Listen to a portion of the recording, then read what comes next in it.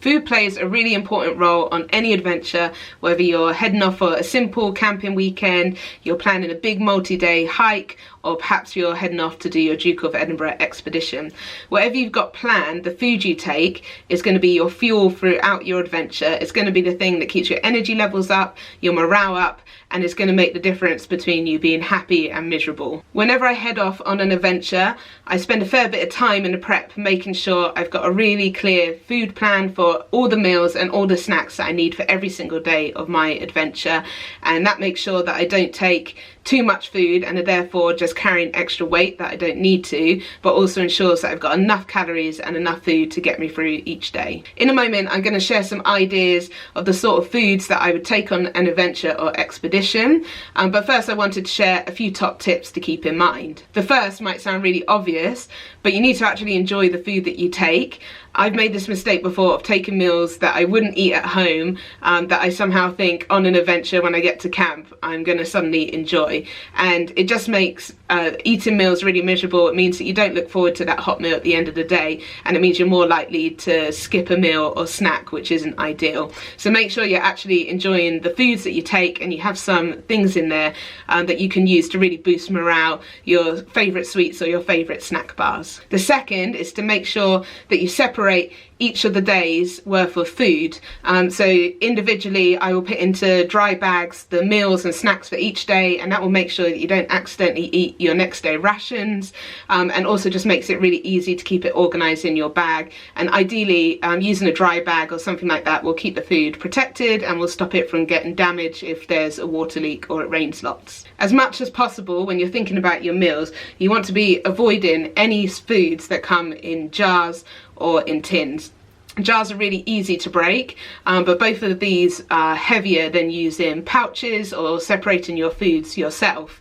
And you've also got to think about the fact that wherever you go, most likely you're going to have to take all the rubbish with you, and especially if you're carrying it, taking empty jars and tins back is going to take up a lot of space and a lot of weight. And finally, I would really recommend investing in a really good stove. So I've used the Jetboil. I've had this for absolutely years. It's an amazing bit of kit. I'll put a link to it below. The Jetboil can boil water in a matter of minutes. It's a really small and lightweight device and makes cooking meals and planning your food so much easier. So let's kick off with breakfast, a really important meal, because your breakfast is going to ensure that you have good fuel for the day.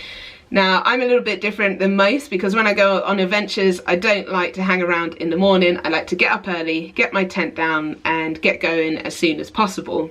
So I tend to not bother with firing up the stove, having hot drinks first thing, or cooking anything, and instead I will eat things like homemade flapjacks or granola bars, or even just snack bars, dried fruit, nuts, or often I would just take a bag of granola and I would just eat handfuls of it while I'm on the move or while I'm taking short breaks in the morning. Now I realise that's not for everybody, and lots of people need to wake up a bit slower, and you might need a brew, and you might need some hot stodgy food first thing. So the best meal you can lean on is porridge, which is quite simply adding porridge oats to either water, or if you can't stomach that, then you can mix in some powdered milk in advance, and that will make it a little bit creamier. If you need some more flavour, you could add in some cocoa powder to make it chocolatey. You could throw in some dried fruit, or if you don't mind mixing your coffee and your porridge in the morning, I know lots of adventurers that make a mix of porridge,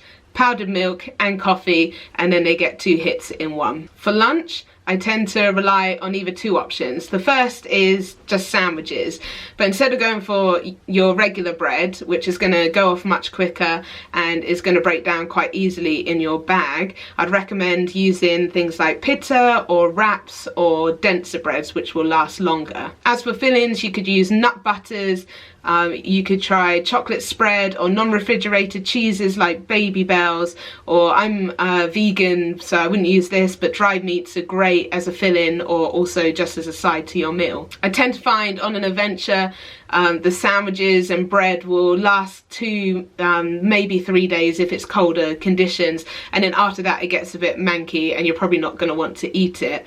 And if you do go for spreads, I'd highly recommend getting either pouches, which you can buy individually for things like, you know, peanut butter and almond butter, or decanting it yourself into smaller pouches or Tupperware boxes. If you have time on your lunch break though to fire up the stove, a great option is to cook yourself a really simple, easy, hot meal. The supermarkets now are full of these pouched meals, which are absolutely fantastic. You can find loads of them. You'll be able to find baked beans in pouches, rice in pouches, grains, couscous, and also curries. These make a really simple, wholesome, calorific meal that you can heat up in a matter of minutes and have a really stodgy, satisfying lunch. Some of these meals require you to add hot water, but most of them are meant to be used in a microwave. So the best way to heat them is to fill your stove with boiling water, open the pouch a little bit at the top so the air can escape, and then put it in the boiling water once it's heated and let it sit there for several minutes until it's hot. For dinner, pasta or couscous is a great go-to.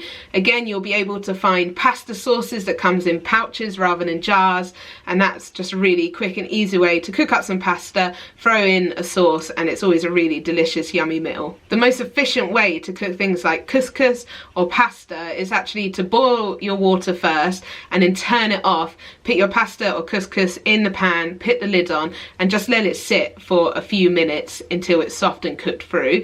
This will take longer to cook than if you were to cook it while it's boiling, but it will save a lot on your fuel. You could also mix up your couscous and pasta meals with curries, meals that come in pouches, and failing that, another option is to get expedition packs. So these are freeze-dried meals that come in handy pouches and usually just require you to fill boiling water, leave it for a few minutes, and then you've got a meal ready to go. Because they're geared for expeditions and adventures, they tend to be very high in carbohydrates, fats and calories, which are all the things you want to be refueling. They really are a fantastic option if you are really worried about the weight that you're carrying and want to keep things as lightweight as possible. The downside of these expedition packs is they are really expensive. If I'm going on an expedition, I tend to mix it up a little bit. I might have a few expedition packs, and then alongside that we'll do some cheaper meals that I found at the supermarket, like the pouch meals or the pasta.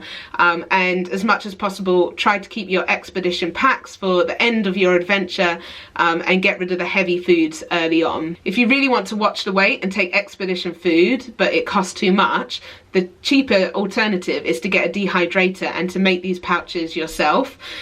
So with a dehydrator, you cook up your meal, you then put it in a dehydrator and it will break it down into freeze-dried. And from there, when you're ready to eat it, you just need to add boiling water.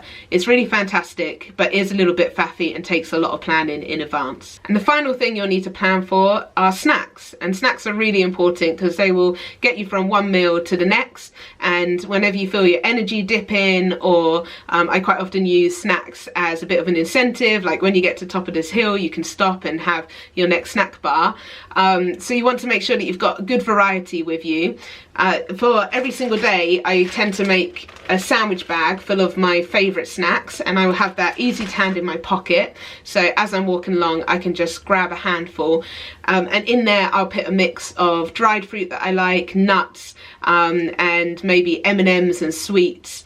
I love chocolate, but generally if you're expecting any kind of hot weather, trying to take chocolate will be a disaster because it will just melt. As well as my sandwich bag for the snacks, I then take things such as snack bars and individually wrapped biscuits and anything sweet and tasty that I can have on the go, and I always make sure that I save something that I really like and will enjoy for after dinner, for at the end of the day to celebrate whatever I've achieved that day and wherever I'm camping. I hope you found this video helpful and you've got some good ideas now for what foods to take on your adventure. I'm going to drop a link below to a blog that I wrote which has more ideas and lots more photos to help you with that planning. Thank you for watching, and don't forget to like and subscribe for more.